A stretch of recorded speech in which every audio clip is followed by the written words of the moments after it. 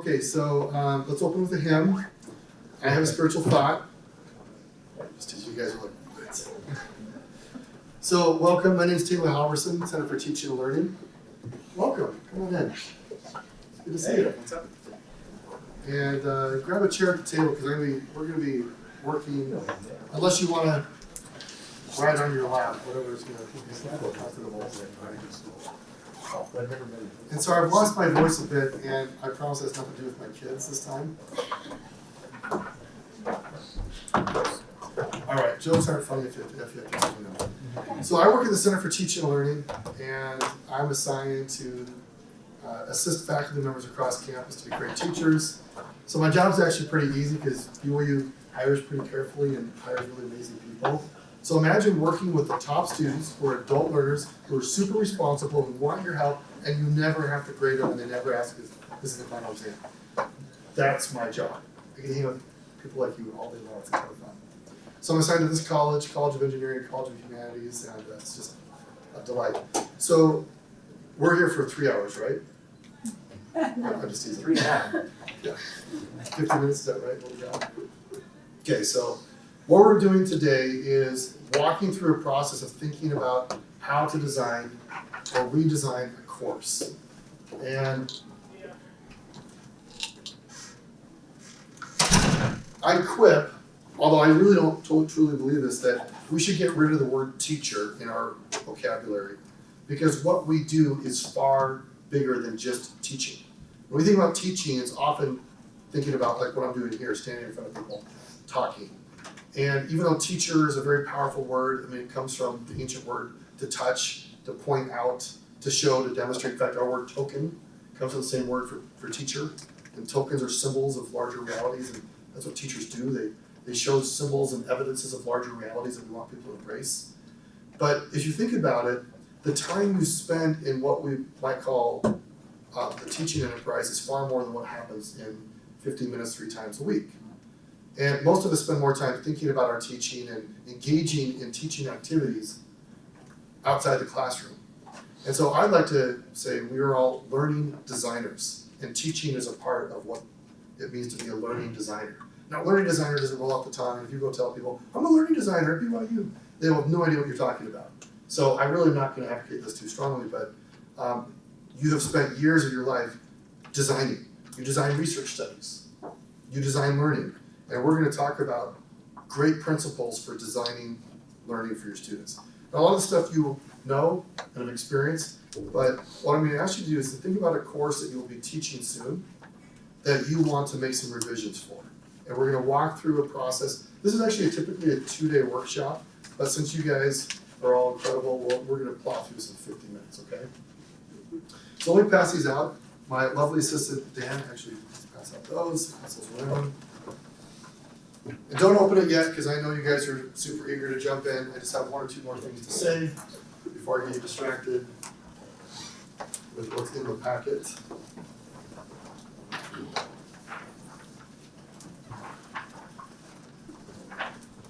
Let's go over this. All right, so in the next 45 minutes, what we're going to do is each of you is going to think about a course that you want to redesign or a brand new course that you're designing. And we're going to briefly walk through the process of the core elements of how to take the most important things you're trying to accomplish and operationally make learning more likely to happen in the course. And I want you to begin with thinking, get that course in mind, and spend, actually, who needs pens? Let's pass those around too. I'll just pass those down. And if you want to use a laptop, you can do that too. The first activity is taking 4 minutes to write to yourself without stopping. Don't edit. Right? This is free write time. I want you to write down what students will become at the end of your class.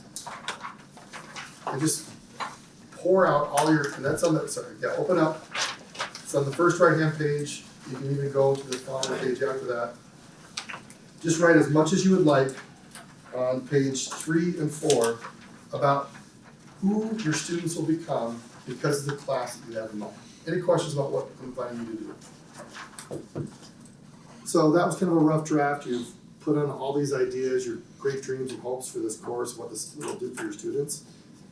On page 5,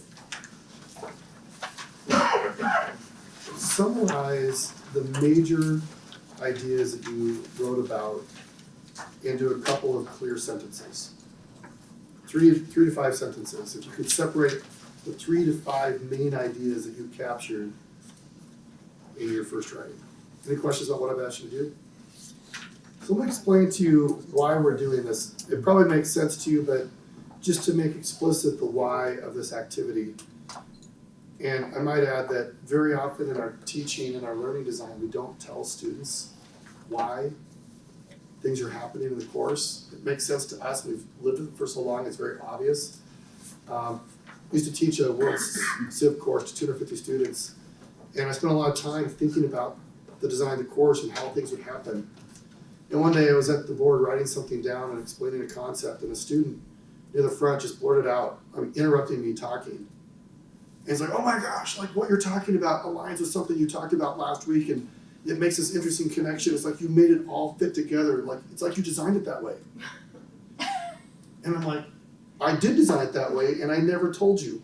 So thank you for discovering that. I should have made it explicit. We're experts in what we do. Our students very often aren't. And if we do not make explicit our thinking, how often have you had students write stuff and then later you're grading them, they're like, well, what I really meant to say was, you're like, I can't grade what you don't make explicit. We also have to be very explicit to students the why and the purpose for what we're doing. Because they often miss very thoughtful things that we're doing and why it matters, because they just don't understand the rationale. So why are we doing this? You as teachers have thought long and hard, oftentimes for in many cases, for many years about who you want your students to become and how they're going to get there. And it can be a bit of a messy process to get clarity around that. And so we're starting with kind of the messy, grand ideas and slowly working through the process of bringing deep clarity and specificity about what's going to happen. And all of you as scientists have been through that process of getting deep clarity around, say, a thesis statement that you might use in driving your research. And course design is just another form of science where you use clear thesis statements to drive with clarity what you're doing and what students will be doing. So I'd like to hear a couple of statements. If you want to just raise your hand, tell us just briefly what the course is and one of the statements that you have and why.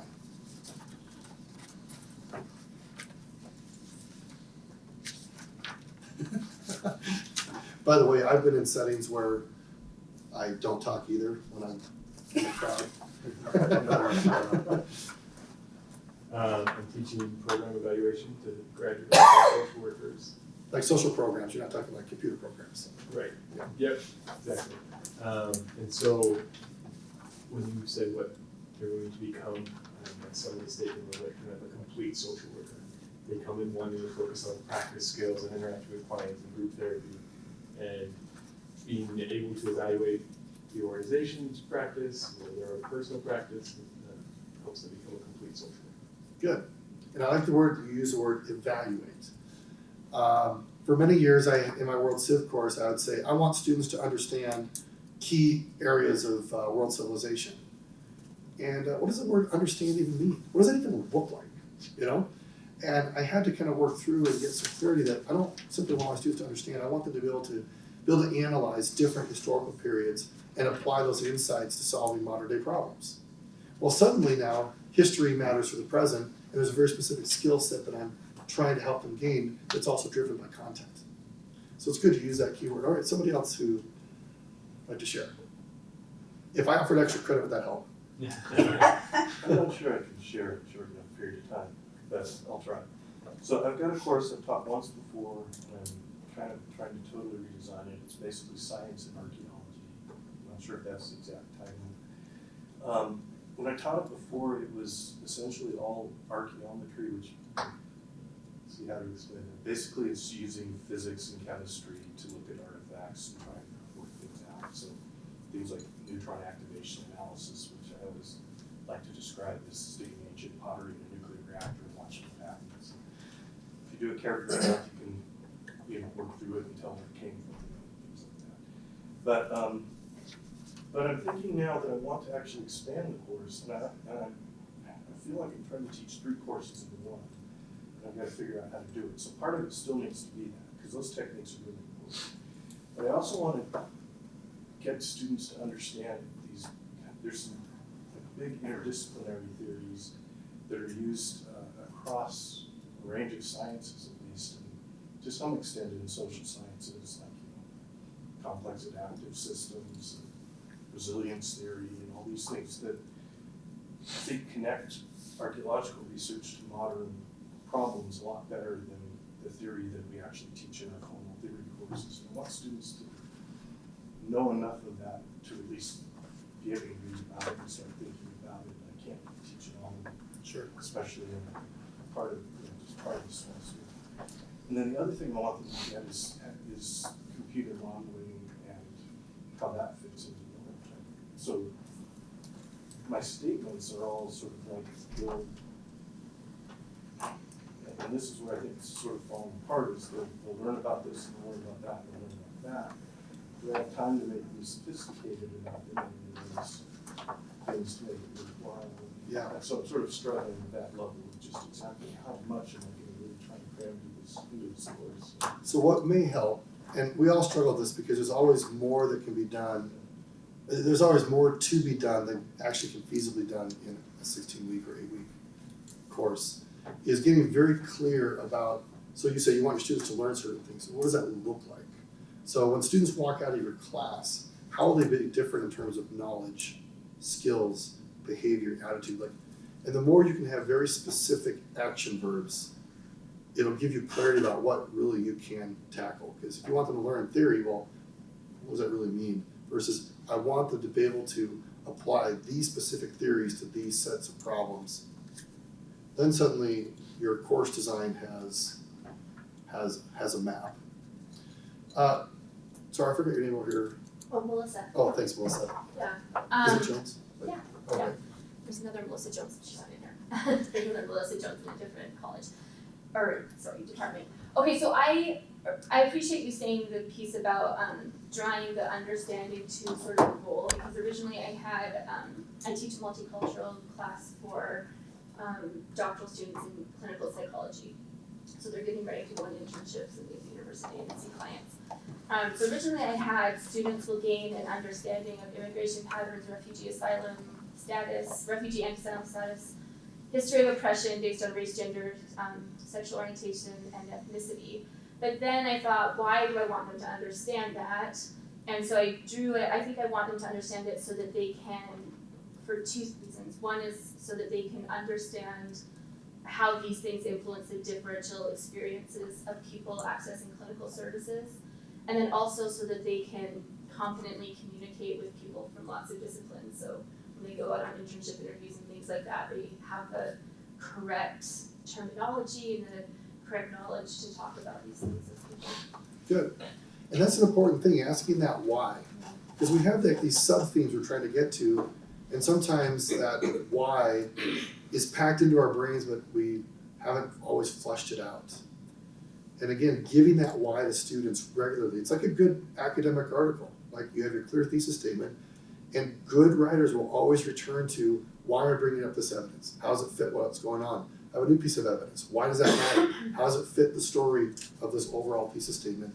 And good course design does the same thing. It just, the why is totally explicit. In fact, if anything, you should be over communicating the why to students. When they tell you, stop telling us why we're doing everything, you know that you actually have reached them.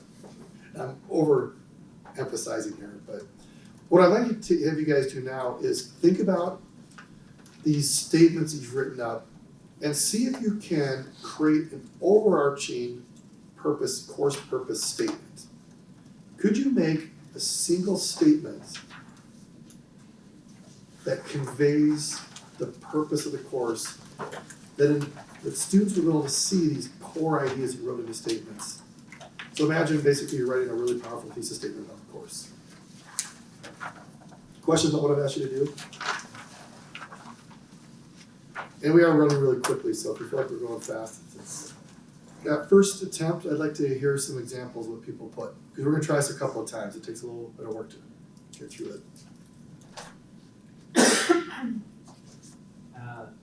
evaluate the impact of policies and decisions through the lenses of markets, trade-offs, and externalities.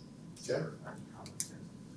So what we hear there is it begins with like a really powerful action verb, which will be fleshed out during the course. They're gonna be taught the theory of evaluation and get to practice the skills, I'm assuming, and it's actually contextualized within the discipline you're in. Okay, and what's interesting is that it's applied towards very specific things that would matter to the learners, to the students, and to the people they're hoping to serve. It's a great statement, okay? Anybody else?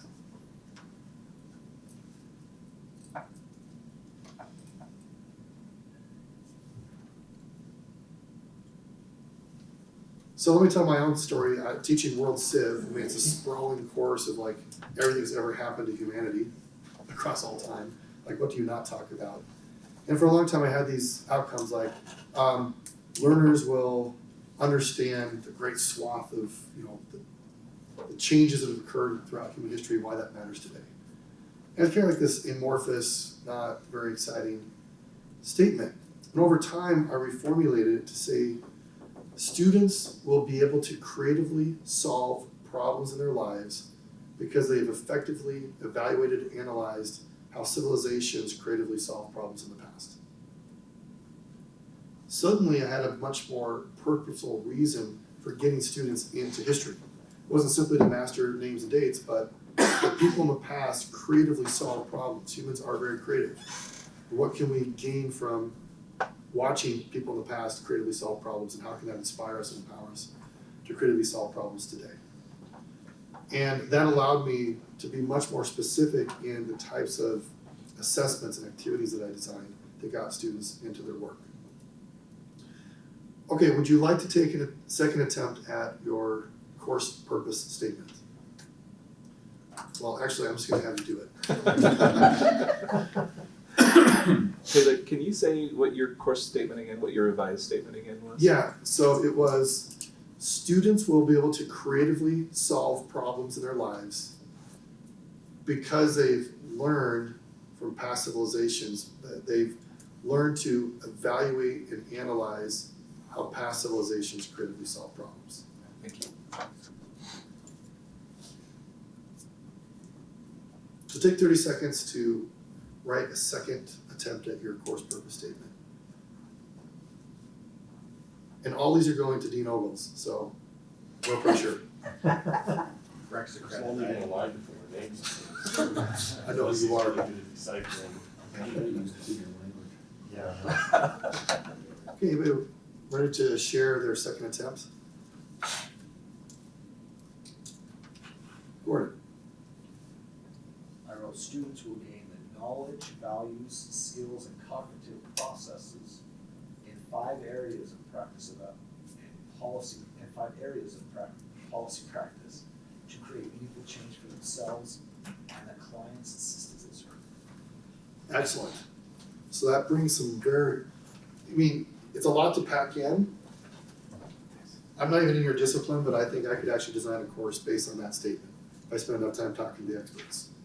Good, excellent. Right, it's one thing to say, you'll become a master of social work. Like, okay, what does that look like? How does that happen? Anybody else? Sarah? So the course I'm thinking about redesigning a bit is a digital history class that I've taught it twice now, and So like how the medieval people made use of like digital media to, yeah, I know it seems Talk odd about having the a medieval chain of historian teaching a digital history class, but so the statement says, build on foundational historical research skills by introducing and practicing digital technologies and methods for finding, exploring, analyzing, and communicating history. And the part that I'm having trouble working in here is that collaboration is a big part of digital projects and digital history, and so could you just put the word collaboratively do all these things? yeah, I'm trying to figure out how to work that in there, because students always, at least the 2 times I've taught it, they sort of freak out when they find out they're going to be working collaboratively. History students are very And they should, working 'cause alone. in most of their lives, they're actually lone So- wolves anyway. That's how my family works. So yeah, I need to work that into the statement somehow, but So this is actually a good segue. Dan Olson mentioned, he's like, these sound a lot like learning outcomes. It's like, well, actually, this is all related. And a course purpose is kind of a higher level statement to which learning outcomes align themselves. So for years the university's been pushing learning outcomes, which are very similar to course purpose statements. The CTL is pushing something in addition to learning outcomes with an overarching course purpose statement. And as you listen to Sarah's statement and Gordon's, all of yours, you could break those purpose statements into specific learning outcomes.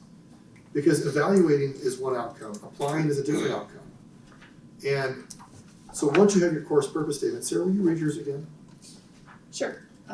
Build on foundational historical research skills by introducing and practicing digital technologies and methods for finding, exploring, and analyzing primary sources and communicating history. Okay, so one of your outcomes might be students will be able to find sources. Another outcome is students will, competently analyze sources. Another one is they're gonna, what? Anyway, I wish They I have could- to finish. They have to complete They do a series of small digital projects, and then the idea is at the end of the semester they build on one of those small projects to create a more substantial project. Good. Because what I'm trying to point out is your course purpose statement now can be broken out into very specific outcomes. And the reason this matters is that trying to design a course simply around a course purpose statement is it's a little sprawling, like, well, when am I doing evaluation analysis? When am I introducing the digital stuff? But if you actually break out the specific outcomes, it gives you an opportunity to think about what's happening in the class that helps the learners accomplish this specific skill, knowledge, behavior, attitude. So I want you to take your course purpose statement. Oh yes, Bob? So I have a question about the course purpose statement, because as I'm listening to these and trying to condense it into a single statement, I get a feeling that as a student, and I'm not in these disciplines, that they can sometimes be kind of jargony and kind of really long-winded, Mm-hmm. and that you have to really dive in and parse it. Is that a good thing for a purpose statement, or is there some sort of happy medium where it's less jargony Yeah. and less dense? So there's a difference between a course description, which often has lots of jargon, Right. versus a course purpose statement, which is actually, course descriptions are more about what the course is doing. Course purposes are about what the learner is going to do. And actually, I haven't heard a lot of jargon here. And the course purpose statements I've heard so far are actually really good ones because they're actually focusing on specific things learners are going to accomplish within a discipline. And so many of us have course descriptions, like this course will introduce you to all these things and all these theories. And it's fine to have a course description, but you need to have a clear statement. What will the learners do and become? And these things like find, apply, evaluate, experiment are not very jargony words, but they're gonna have to get into the jargon into the class. Does that help clarify? Yep. So there are different things. Yes, Joyce? Well, one of the things that was different for me is, as we started into this, I thought, oh, we've got pages of these kinds of things. This will be a snap. Until you said, on the very first one, what will your students become? And all of a sudden it hit me and I thought, no, we have pages and pages of what students will do. And that kind of made me, it's really, really different. Mine is psychology and it's really simple. I put students will gain and confidently apply skills in communicating as psychology professionals do as they serve others. Brilliant. Is that more like what you're thinking? Just it's not as long. It doesn't think it's hard to to go through and figure out every Yes. so. I'll take mine to the writing center. No, the FHSS writing lab. Lab, excuse me. It is a lot of work to get to a very powerful, overarching purpose statement that truly represents what the course is and does it in a way that also doesn't obscure things. So that was a really great comment you shared there. Now the thing is, you eventually do get into the details, into the minutia, right? I mean, the course purpose statement can't say everything. You're just trying to have like this advertising blurb. So what I'd like you guys to do now is, did I have you guys do your learning outcomes yet? I want you to take your course purpose statement and can you write several individual learning outcomes, and each learning outcome should have a specific verb. And if you have multiple verbs going on, like different skill sets, then the outcome needs to be simplified, right? You should have very specific outcomes, like learners should be able to apply, social work reasoning to these, whatever it might be. And actually, right before you get into that, I know a course on campus is a stats course, and they worked through this process for several years, and eventually their course purpose statement was, students will be able to competently and powerfully evaluate truth claims. Fabulous purpose statement. Now, of course, there's all these things about they're going to learn how to do t-tests and all these other things. That shows up in the learning outcomes. But the course purpose statement is, when you walk out of this class, you'll be able to competently evaluate truth claims. Like, who wouldn't want to take a class like that? Okay, so take a few minutes. Well, you have to change the name stats at the front, then we want to get it. Take just a couple minutes, I'll give you 2 minutes to write down your learning outcomes that are based on your course purpose statement. If you feel hurried, it's because you are. What I want you to think about now is what type of culminating experience. Actually, let me pause there. When I first came to the university, I thought I was supposed to be required to give a comprehensive exam at the end of each class. The official wording from the university is every course should have a culminating experience. I just hadn't paid attention to the way they described it. I thought that meant a comprehensive exam. A comprehensive exam is one manifestation of a culminating experience. And when you realize culminating experience could be many different things, it opens up the possibilities for how you're going to gather data on whether students have arrived at achieving the course purpose and learning outcomes. So I want to give you a few more minutes now. Turn to page 8. I want you to think about what would it look like if a student really achieved the outcomes that I set forth. What is that? How would I actually see that? What evidence would I need to look at to know the students have arrived? Don't worry yet about how you're going to evaluate necessarily, or what the exam or test is going to be. But what does that look like in practice if somebody has gained the competencies that you set forth in your learning outcomes? Any questions about what I'm asking you to do?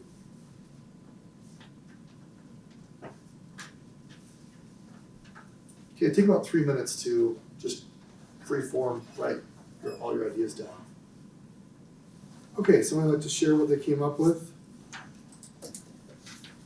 What could students tell us again just briefly what your course is and how students could show that they have mastered the course purpose and outcomes?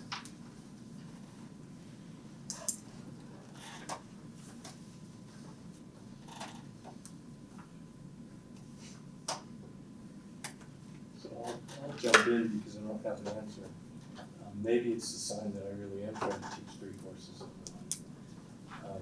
But I can come up with things that would evaluate different segments of the course. Can you write a paper that just describes how to use one of these fancy archaeometric techniques? Can you develop a simple computer model, in a simple language that I think they can do that. But to tie those things together with the big theoretical questions that also want to engage, I'm not sure I can get any one student there in the semester. I wonder if there's a way to design a big project that they all work together and one big problem and apply a whole bunch of things to it. But I don't have a good answer to that. And just as a reminder, my day job is to be available to you guys to talk through this because we're all unlikely to have finished a course design in 50 minutes. So feel free to reach out to me. We can go out to lunch and talk, or come to your office and you can send me stuff and we can spend the time walking you through this because it's all in here. It's like doing any scholarly project. Sometimes it just takes some effort to tease it out in a way that makes a lot of sense. So, yeah, Joe, did you? Well, actually, this was really helpful because I couldn't do this. I have 260 students in my class, so I can't do this kind of evaluation, but I thought of ways I could. So what I want to do is just pose an issue or policy, say minimum wage, school vouchers, And then I'd want them to be able to articulate the principles underlying the issue, be able to draw maybe a model or a picture of what's going on, and then be able to just articulate the pros and cons, and then come to a conclusion on their own preferred policy and how they would convince others Yeah. to adopt that policy. And that'd be a really great conversation. And so I'm trying to think of how to embed that into a larger class, where students So- can have more experience articulating it, at least to a neighbor Right. in a classroom or through an essay. It can be done. I taught a World Civ course of 250, and I had 7,000 written assignments each semester come in. You graded them all yourself. And I spent 10 hours total grading that whole semester. So it is possible. Just have to really make use of rubrics and TAs and quality control. But if you can define it, you can measure it. And if you can measure it, you can train somebody else to measure on your behalf, right, with you providing oversight. So it is possible in your large classes. And what you just said, I'm like, absolutely, you could make a really powerful culinary experience that would be deeply meaningful to students, far more than going to the testing center with the multiple choice exam.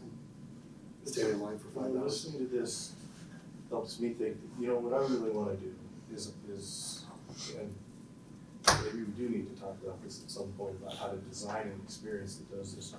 But what I wanna do is pose to the students a question like, what can we learn from archaeology, or maybe archaeology in one specific part of the world, by applying these techniques and theories to try and understand the relationships between, say, climate change and migration. What does archaeology have to tell us about what we might expect over the next few decades as climate change drives migration, and Right. all that? What have we seen happen in the past? Again, I don't think that's a one student problem, but maybe you can find ways to get Yes. the class together to develop something. And what happens, students are actually really interested in your disciplines, but they actually, because they don't know to do something. And these kinds of culinary experiences are actually getting them to do something with the contents. And so the content is no longer the ends. It is the means to greater truth activity. I can use kind of a word. Taylor, can I push back on you just a little bit? Yeah. Because I get the sense you're kind of advocating not having a final exam. No. As a possibility, because I guess I'm super skeptical of a university environment where professors choose not to have a final culminating final exam.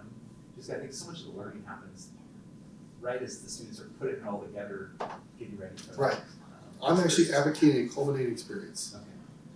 And the problem is that most of us without a lot of critical thought do comprehensive exams. If you put a lot of critical thought into it, and that final comprehensive exam does accomplish the purpose of your course, awesome. What I'm challenging is the traditions of the fathers that often are accepted without a lot of thought. So I don't have, so Okay. that's why you kind of hear me talking out both sides of my mouth. Because I think we have been strongly encouraged to have comprehensive exam during the testing. Or I think what I like about this activity is I thought of it as a compliment. Like, I would never stop having comprehensive exam at the testing center. And But this could be yeah. a great way to make sure they're And also. if for your course purposes, a comprehensive exam is actually essential, absolutely. I'm just saying that there are courses out there that do it, and it actually does not contribute to the purposes of the course. But people do it because that's how they were trained, everybody else does it. So it's just about being really thoughtful about our design choices in the learning environment. You should never have embarrassment about what you've chosen to do if you actually have a good rationale for it. And that's all we're trying to do is use our scientific mindset, not just for our scholarship, but also for the scholarship teaching. So, And I often have things, of course, I don't teach big classes. Right, my biggest classes, occasionally I'll get up in, the high 20s, but usually they're smaller. And so it's easier to do stuff like this, but a lot of times, if students are writing papers, their culminating experience is to stand up in front of the class and explain themselves, right, and explain what they did, and why that matters. It's not to sit down and do the comprehensive exam. I just don't believe in it that much, I guess. again, it's just about I being, understand why in a big class that might be what you have to do, because you certainly could have 250 student presentations the whole semester. right. But So let me conclude just this one statement that I spend a lot of time with faculty across campus as well as students, and I just have to say how inspired I am by all of you. I know almost all of you individually, Actually, I think I've met with all of you at some point in my life, most of you. And all of you do really impressive work, and I know how it can be lonely, and actually you need a Kevlar jacket to do student ratings and all that stuff. I just wanna say how much I appreciate who you are and your dedication to the university, and that actually most of the students deeply appreciate and are deeply benefited by what you do. And just thank you for your dedication and your service. I'm gonna pass out one final document. It's kind of an overview document that you can use for what we call this process, backward design. You begin with the end in mind, and it helps you to make sure everything in the course is aligned to the purposes and the outcomes. But once you have your outcomes, you can define assessments that will help you gather the data to prove that students have arrived. These are the learning activities that they will need to go through to be prepared to perform on the assessments. And then only at the end do you think about the teaching activities you're doing to support that. So thanks for staying an extra couple of minutes. I think it's time for lunch. Thanks, Derek.